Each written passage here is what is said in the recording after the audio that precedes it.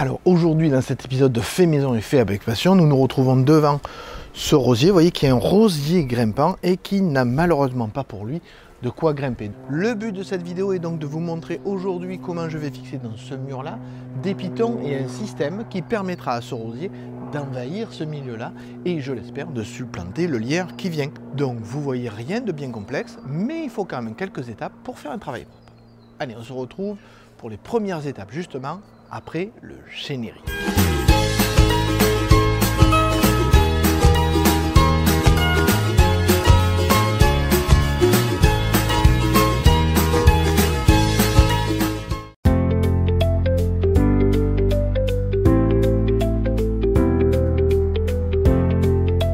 Première étape, une fois que le lierre est débarrassé de ce mur, je vais tracer les lignes pour montrer où je vais faire passer justement mon câble pour que le lierre puisse courir dessus. L'idée c'est de faire 3 lignes et d'utiliser ces pitons en acier blanc. Alors ça correspondra un peu à la couleur du mur, hein, comme ça sera moins visible.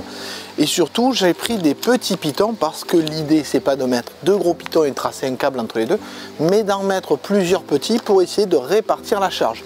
Et vous voyez qu'il y en a 6, donc j'ai 3 sachets, donc ça va faire 3 lignes de 6 pitons à chaque fois à tracer. Et évidemment je vais tracer avec un niveau pour être sûr d'être droit, et je vais avoir à mettre certes plus de chevilles, mais le poids va être réparti entre les différents pitons quand le rosier aura tendance à pousser dessus, ce que j'espère bien évidemment. La dernière ligne sera pas trop pour que ça empiète pas chez le voisin et que c'est tendance plutôt à retomber chez moi et que je puisse le tailler. Donc je vais vous montrer comment je vais fixer ces chevilles. Alors c'est un mur plein, donc bien évidemment on peut mettre ce qu'on veut comme type de cheville, ça posera pas de souci. Je vous montre ensuite comment je vais mettre le câble et le tendre pour justement ensuite tresser entre guillemets ce rosier dessus pour qu'il puisse commencer à envahir cet espace qui, vous le voyez déjà de bon matin, est au soleil. Je pense que ça va lui plaire parce que déjà là regardez, il peut pas grimper et pourtant il a apprécié l'endroit. Donc vous imaginez quand il aura quelque chose à sa disposition qui lui correspond bien, j'espère que vraiment il va devenir le plus beau possible. Le premier problème que j'avais pas anticipé, j'utilise, vous voyez, un niveau laser automatique, mais sauf que ce niveau laser automatique il est très bien hein, mais là, j'arrive pas à voir le trait, mais du tout. Donc je vais le faire avec un niveau à bulle, mais c'est bizarre parce que d'habitude j'ai l'impression qu'il envoie un peu plus. Peut-être les piles sont un peu fatiguées. Je vais changer les piles et puis je vais voir. Mais dans tous les cas, dites-vous que quand vous avez prévu du travail en extérieur, le matériel que vous utilisez en intérieur ne sera peut-être pas le plus adéquat. Bon, on change les piles et je vois ça.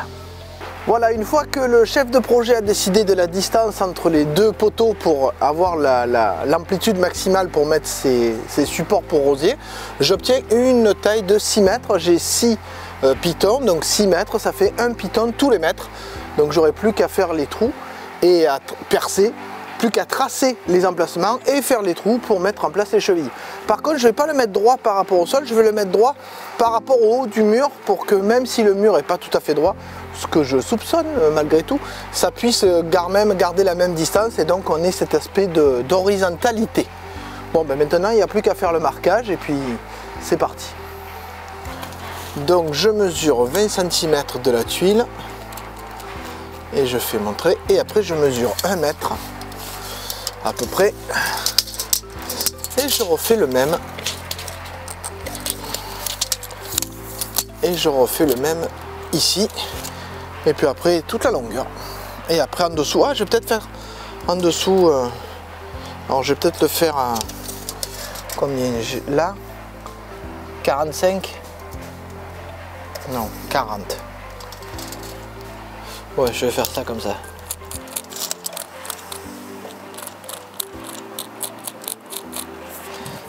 Et 80.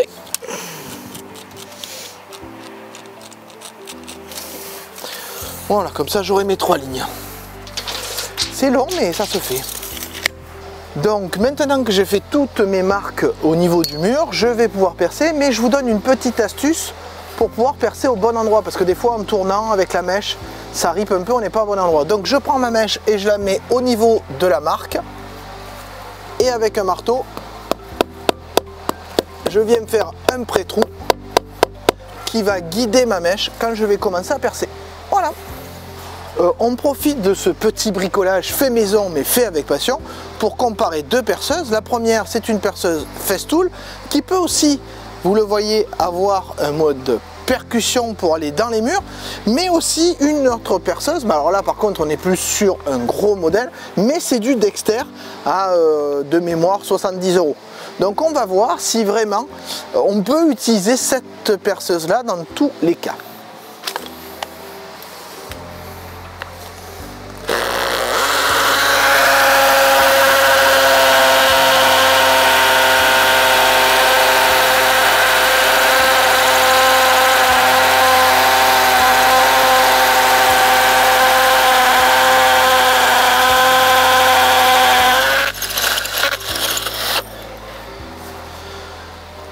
On passe à la deuxième perceuse.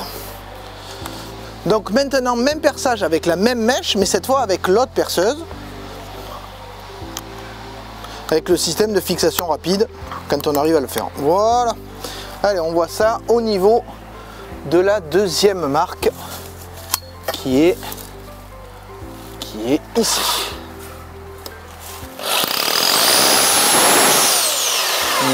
Ouais, effectivement. Alors là, peut-être je suis tombé sur un endroit creux, on va faire la troisième marque.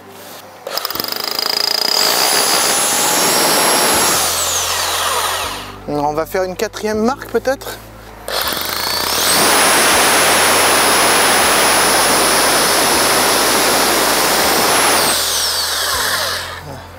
Bon, en fait, quelle que soit la marque, il n'y a pas photo.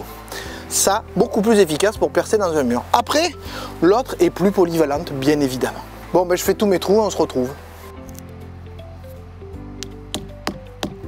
Une fois que les chevilles sont mises dans le mur, ici, je vais pouvoir placer les pitons à l'intérieur. Alors pour placer ces pitons, première étape, on visse à la main, mais vous allez voir qu'au bout d'un moment, ça devient difficile de visser. Donc on peut prendre, petite astuce, une perceuse avec un crochet qui va nous permettre de visser sans effort.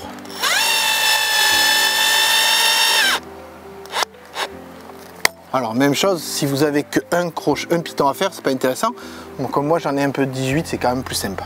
Bon, on se retrouve quand j'ai fixé tous les pitons.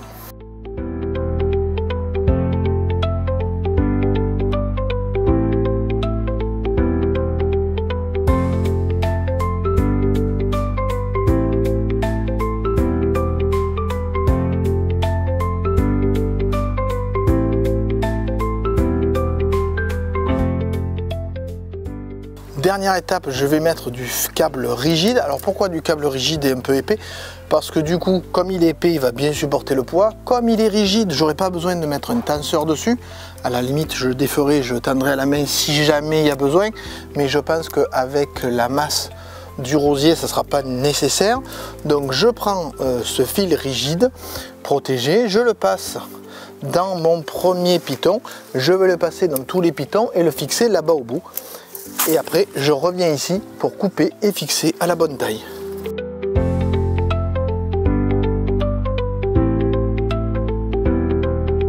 Maintenant que c'est fixé de l'autre côté, je vais me mettre ici. Je vais tendre mon câble et après, je vais le fixer. Donc pour le tendre plus facilement, je l'attrape avec la pince. C'est plus simple. Et même chose pour la fixation, vu que j'ai pas énormément de masse dessus.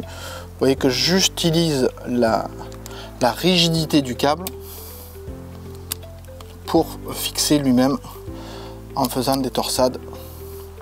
Alors je pourrais mettre un système de tenseur, etc. Bon, je pense que là, c'est pas le poids que va faire le rosier qui va être gênant pour ça. Voilà, et ben, plus que les derniers, il n'y aura plus qu'à mettre le rosier dessus. Au fait, quand vous passez votre câble, faites attention de ne pas avoir de nœud, hein. Sinon vous allez galérer quand il va passer dans les pitons. Donc important, bien préparer son travail. Même si on a l'impression de perdre du temps, ça permet d'en gagner après. Mais là j'ai vraiment l'impression d'en perdre, hein. Mais je sais que c'est pas le cas.